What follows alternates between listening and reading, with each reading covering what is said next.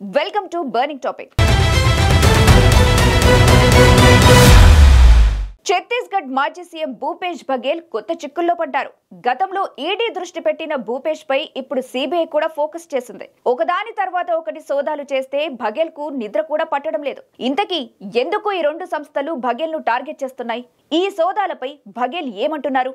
బీజేపీపై ఆయన ఎలాంటి విమర్శలు చేస్తున్నారు?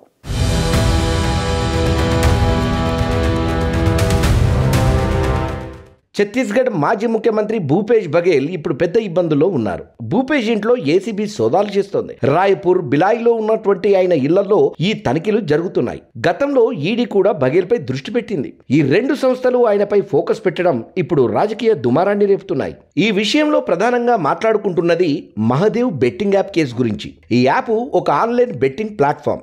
దీని ద్వారా క్రికెట్, పోకర్ వంటి ఆటలపై బెట్టింగ్ వేస్తారు. ఈ యాప్ ద్వారా వచ్చిన డబ్బును చట్ట విరుద్ధంగా వినియోగించారని ఆరోపణలు ఉన్నాయి. ఈ యాప్ నిర్వాహకులు బఘేల్ కు డబ్బు ఇచ్చారని ఈడీ ఆరోపిస్తోంది. మహదేవ్ యాప్ కుంభకోణంలో దాదాపు 6,000 కోట్ల రూపాయల ఫ్రాడ్ జరిగిందని భావిస్తున్నారు. ఈ యాప్ ను సౌరభ్ చంద్రకర్, రవి ఉప్పల్ అనే వ్యక్తులు దుబాయ్ నుంచి నడిపారని అంటున్నారు. ఈ యాప్ నుంచి వచ్చిన డబ్బులో కొంత భాగం దాదాపు 508 కోట్ల రూపాయలు బఘేల్ కు బహుమతిగా ఇచ్చారని, ఈ ఆరోపణల వల్లే ఈడీ, సిబిఐ ఆయనపై దృష్టి పెట్టాయని అంటున్నారు.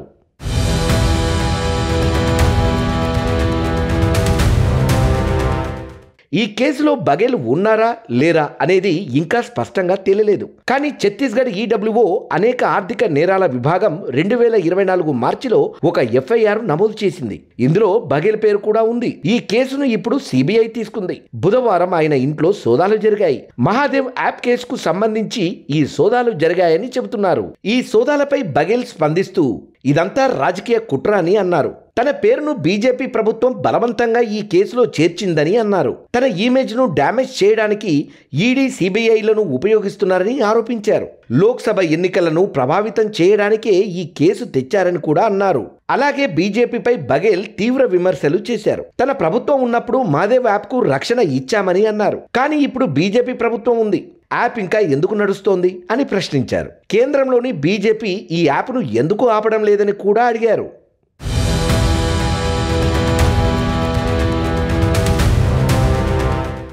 మొత్తంగా చూస్తే భూపేష్ బఘేల్ ఈ కేసులో పెద్ద సవాల్ని ఎదుర్కొంటున్నారు.